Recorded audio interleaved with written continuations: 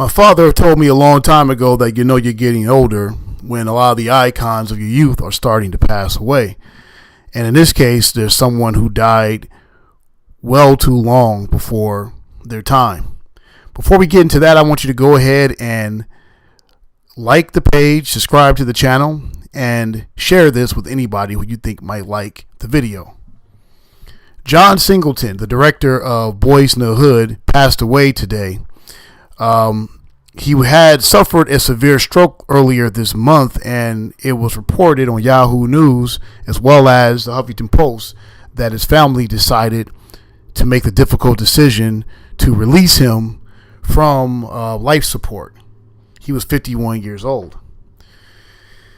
It's very difficult to talk about this for a number of different reasons. Number one, because I see a lot of myself in John Singleton. I had the chance to actually meet him over at the Directors Guild a couple of years ago after I made my first feature film, 400 Will Kill You. And he made, and I remember one of the things he actually told all the filmmakers that was there that always stuck with me is that nobody gives a fuck about your movie. And he didn't say that in a disrespectful way. He didn't say it to discourage us, but to make the point that as a filmmaker, it is your responsibility to go out there and get the word out about your film. You have to make it happen. When you're new in the industry and nobody knows who you are, when you're making a project that that's competing with big budget Hollywood movies with millions and millions of dollars behind it, ultimately, it's your responsibility as a filmmaker to make sure that the word gets out about your film, because ultimately nobody gives a fuck about your movie. And I remember, that's something that always stuck with me back then, and it resonates with me today. But just like John Singleton, I grew up within South Central Los Angeles. I was born in Compton. I went to school in LAUSD. I went to school actually over in Los Feliz, where my dad was living at the time, but I have roots within Compton, Watts, and South Central LA, just like John Singleton did. So a lot of the things that he talked about growing up, where he grew up, I saw a lot of that in my background, a lot of that within my family.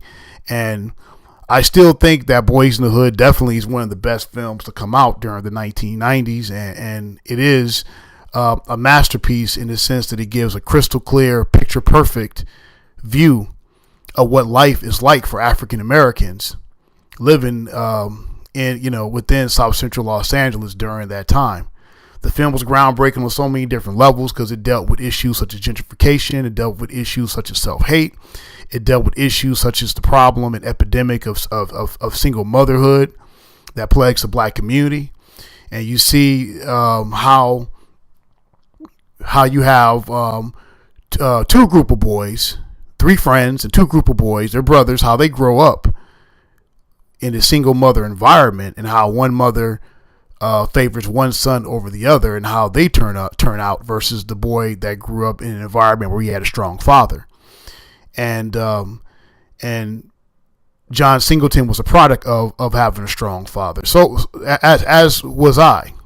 And that's one of the things that I definitely respected about John Singleton. I think he gave a very picture perfect, clear idea of what it was like growing up in that environment during that time in Los Angeles, and the tension that plagued it with the cops, gangs, directions certain youth can take, and where their life would end up depending on some of the decisions they made earlier on. So these are the things that Boyz N the Hood dealt with, and I think the film is definitely a masterpiece because of that.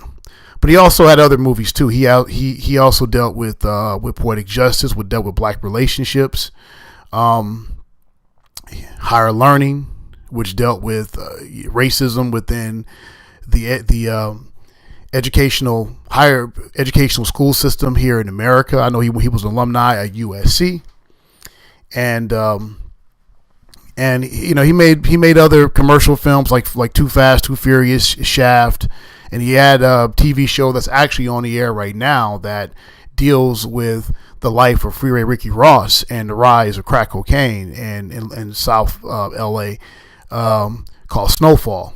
So John Singleton definitely was a player in his industry. He accomplished a lot of things in this industry. And he was one of my heroes. I speak a lot about Spike Lee and how Spike Lee was definitely a pioneer, which he is, a pioneer. He's definitely, I think, the most prolific black filmmaker in America. But John Singleton is just about up there with him. He's right up there with him with Spike Lee, I would say. And he made the careers of a lot of different people, John Singleton, especially out here in Los Angeles. We wouldn't have known about a Nia Long if it wasn't for John Singleton. We would have known about Morris Chestnut if it wasn't for John Singleton. We would have known about a Cuba Gooding Jr. if it wasn't for John Singleton.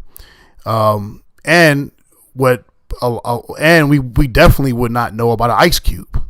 I knew about Ice Cube because I follow his music, but for most people that didn't listen to rap music and who didn't know who NWA was and didn't know who Ice Cube was, even if they knew who NWA was, they didn't know who Ice Cube was.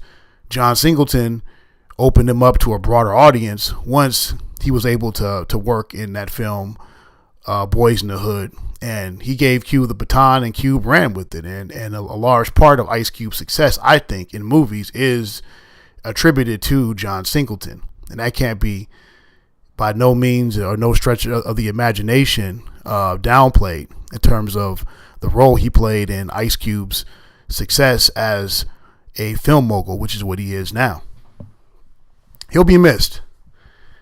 He'll definitely be missed. It's a shame I never had a chance to work with him. I did meet him. Like I said, I met him back over at the DGA and we talked a little bit. But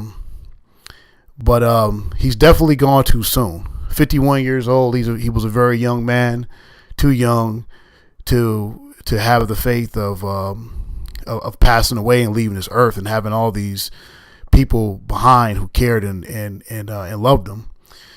But ultimately, I guess his family did what they felt they had to do, and that's all we can do.